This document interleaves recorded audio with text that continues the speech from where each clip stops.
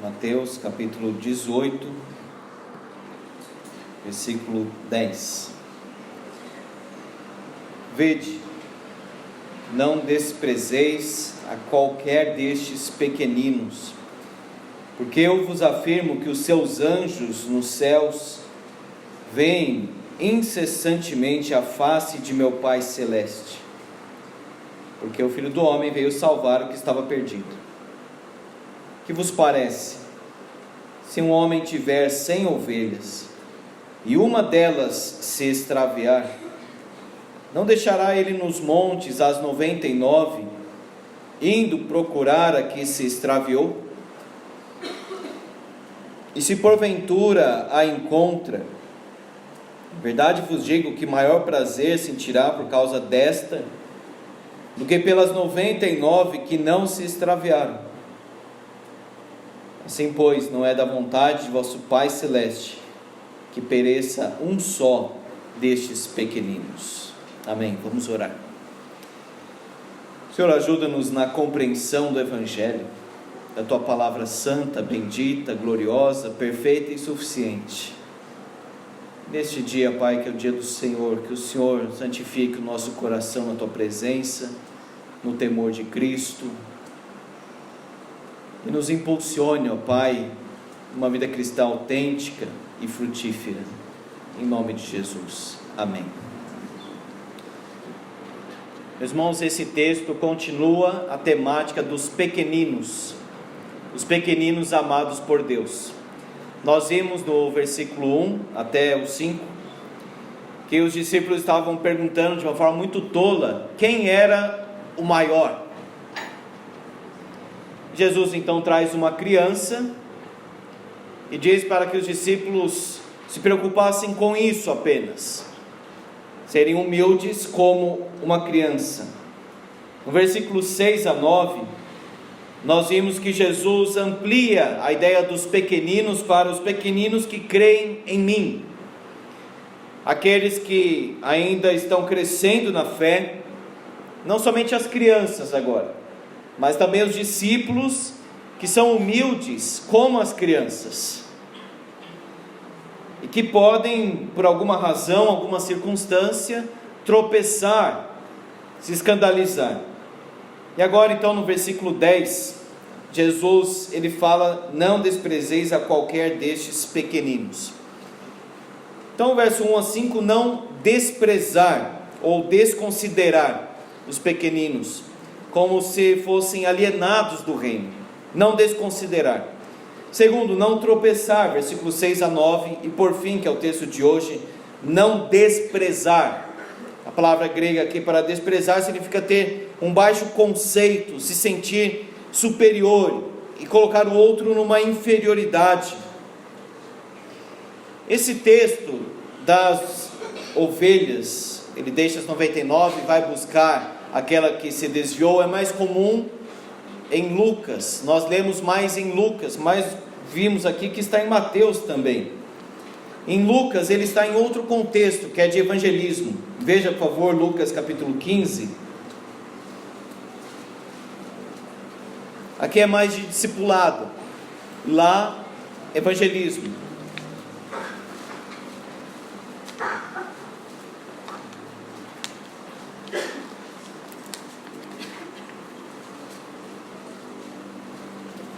Jesus por vezes contava a mesma parábola, ou usava a mesma metáfora em ocasiões diferentes. Lucas 15, verso 1. Aproximavam-se de Jesus todos os publicanos e pecadores para o ouvir, aquela gente desprezada pelos religiosos. Murmuravam os fariseus e os escribas, dizendo, este recebe pecadores e come com eles. Então Jesus conta a parábola da ovelha perdida, da dracma perdida e do filho perdido, o filho pródigo.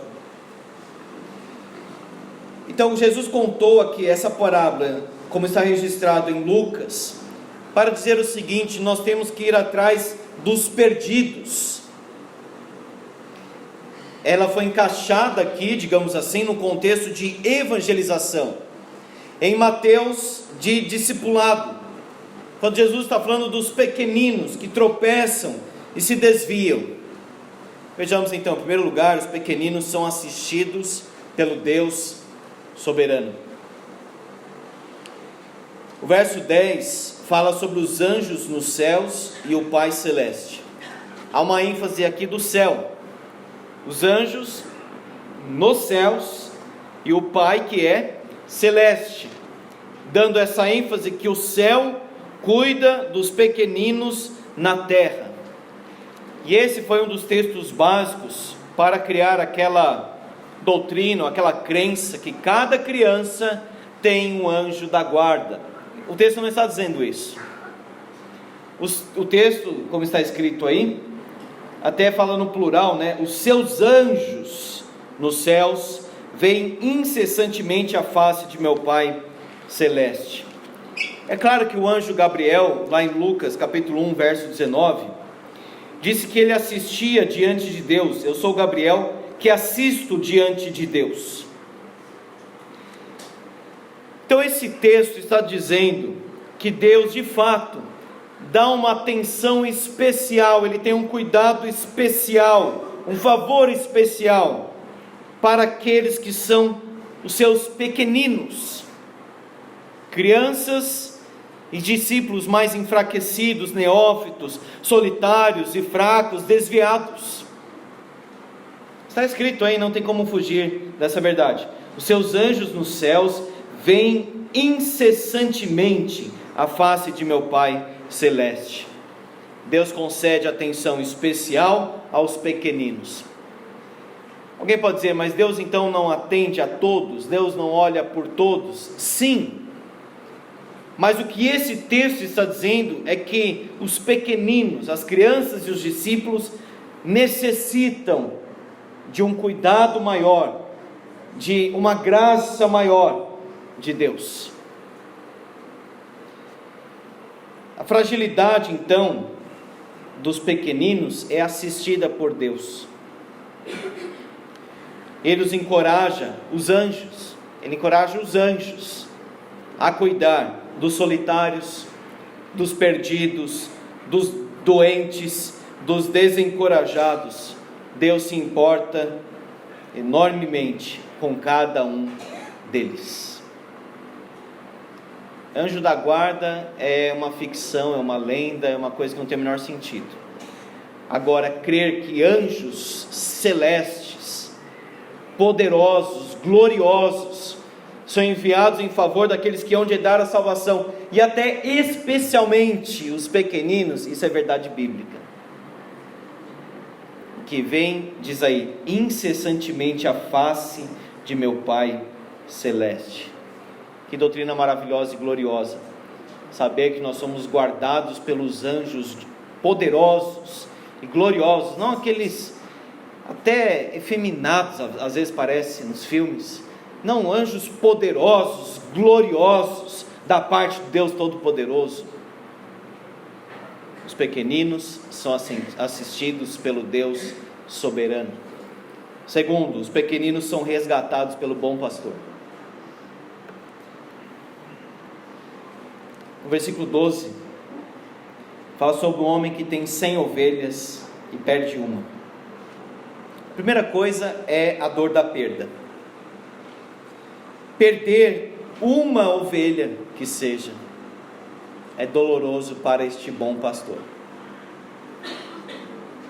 Nos nossos cálculos frios e mecânicos, podemos dizer assim, mas você ainda tem 99. Não é assim que funciona da parte do Senhor. Ele tem 99, mas se uma delas se extraviar, Ele deixa aquelas 99, certamente não com a ideia de abandono, mas deixa com alguém, e vai em busca daquela única que se extraviou.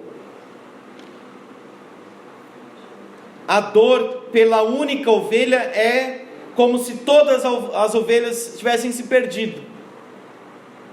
Não dá para entrar num cálculo frio, matemático, dizendo, não, mas você ainda tem as 99.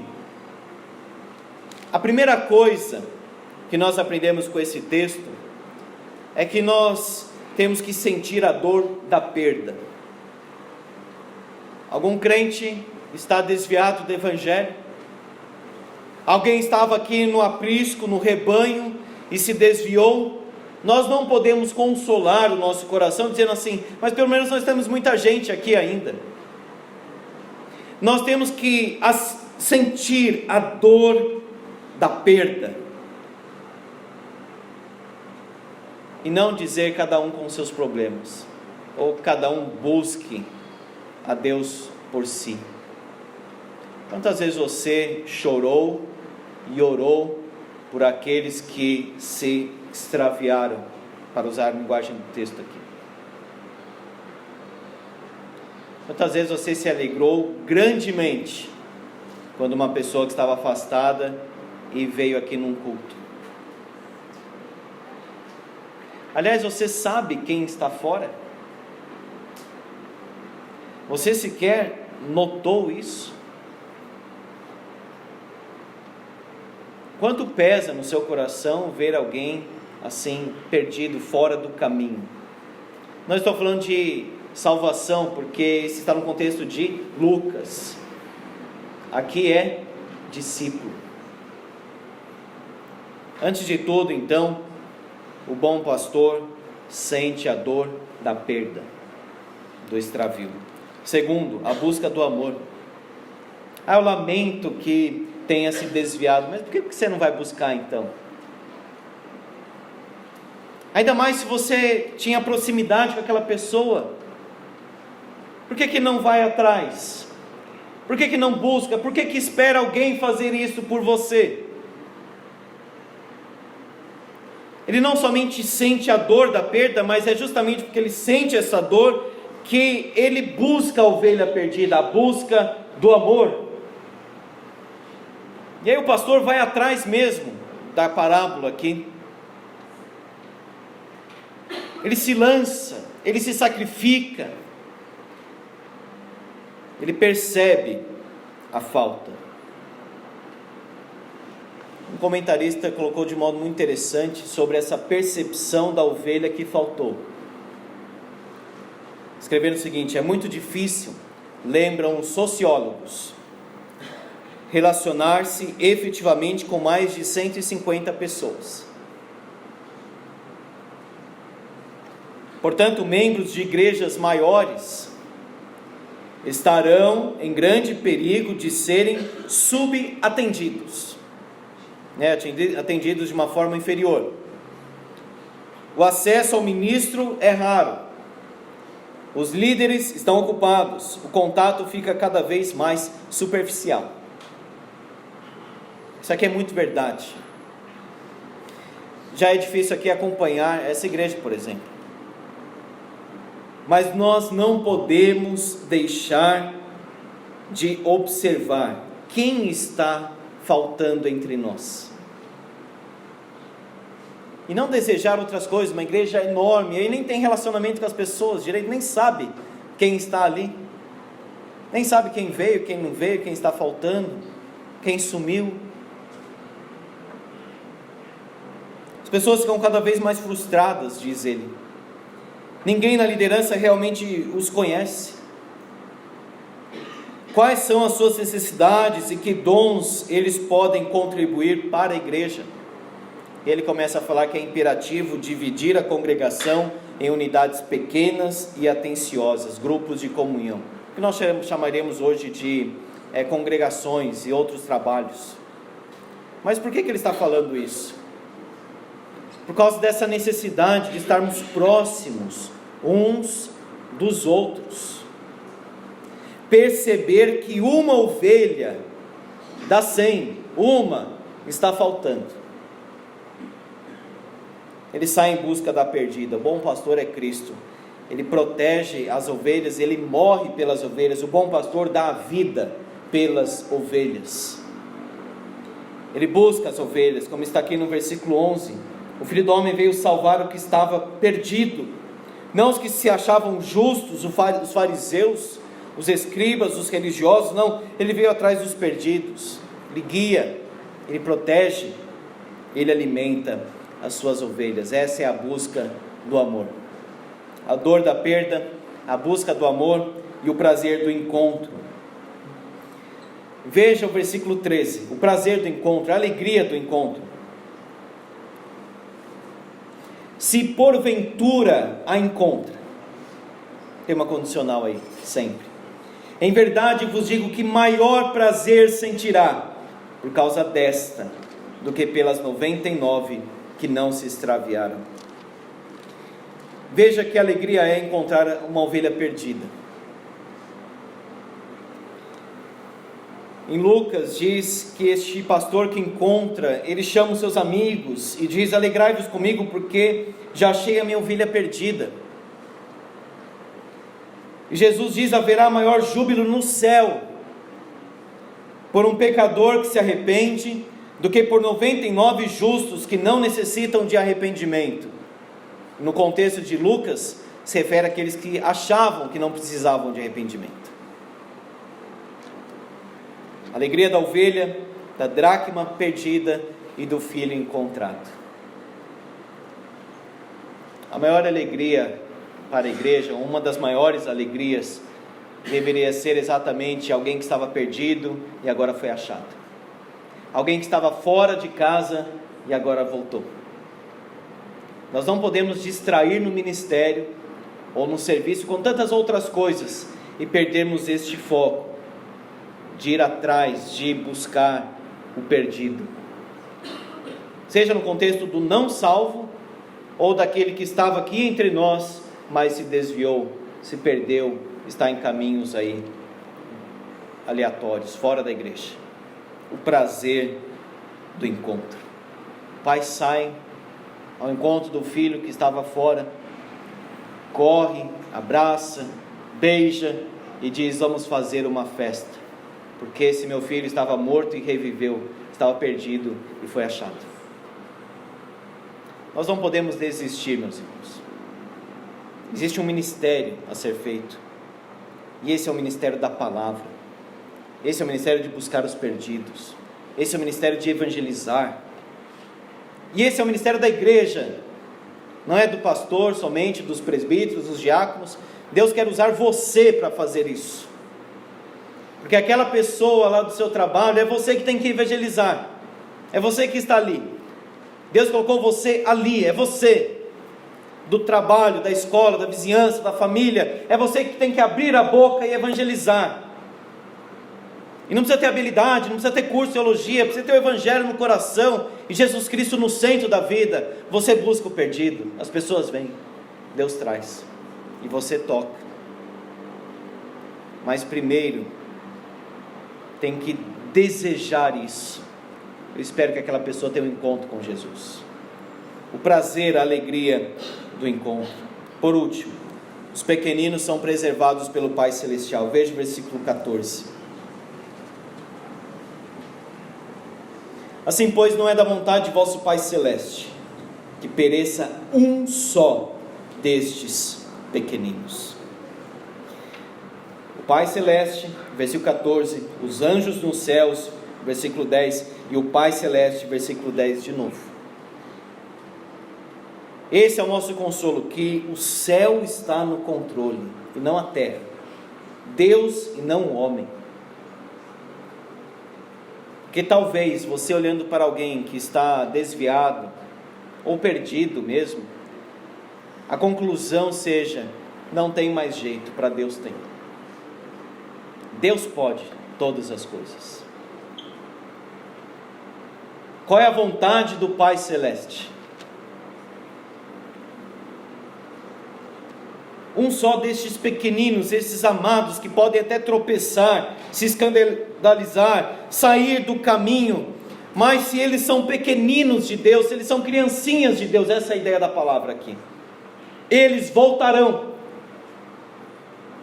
certamente, porque foram adotados por Deus, recebidos por Deus, selados com o Espírito, filhos da aliança, filhos da herança, filhos da promessa. Eles voltarão, porque essa é a vontade do Pai Celestial. A vontade de Deus é infalível. A família do Pai Celestial, a preservação do Pai Celestial, um só destes pequeninos. De quem são os pequeninos? Do Pai Celeste. Nós somos criancinhas de Deus. Nós somos os filhinhos de Deus. Ele não quer que ninguém pereça. E Deus não tem o que nós temos, que é a vontade frustrada muitas vezes. Nossa vontade é frustrada muitas vezes. Deus não tem isso. Deus não tem uma vontade que seja frustrada. O que Ele quer, acontece. O que Ele decretou, acontece. Ele diz no livro do profeta Isaías: o meu conselho permanecerá em pé, farei toda a minha vontade. O desvio pode até durar um pouco mais da nossa percepção. Pode demorar, a pessoa ficar desviada aí por um bom tempo, talvez, na nossa percepção, mas voltará. A vontade de Deus é eterna, perfeita e infalível. Veja, não é da vontade de vosso Pai Celeste que pereça um só destes pequeninos, estes discípulos verdadeiros. Há uma sequência muito natural, do versículo 14 com o 15. Se teu irmão pecar contra ti, ou não também, vai arguí-lo entre ti e ele só. Se ele te ouvir, ganhaste a teu irmão. Perceberam que aquele que está perdido, como uma ovelha desgarrada, aquele que tropeçou e está fora do caminho, como que Deus vai trazer ele de volta? Como que nós vamos ganhar novamente? Está aí no versículo 15. Deus vai trazer de volta através da nossa vida. Por isso que há um fluxo na ideia aqui, muito natural. Se teu irmão pecar, seja contra ti ou não, vai arguí-lo, ou seja, vai convencê-lo, vai lançar luz ali na mente dele, entre ti e ele só. E se ele ouvir, você ganhou aquele irmão. Não existe prazer maior. E esta é a vontade de Deus para a igreja: edificar vidas, alcançar vidas, trazer de volta, ganhar as pessoas novamente, e não dizer: deixa para lá, que eu quero viver a minha vida. É o pagão que vive assim, é o ímpio que vive assim, sem se importar com os outros, sem se importar com aquele que se desviou, que é fraco, por isso que caiu, por isso que desviou, tropeçou, escandalizou. Quantas vezes você foi instrumento de Deus para que alguém voltasse para a igreja, ou viesse para a igreja? Quantos irmãos você ganhou para Cristo?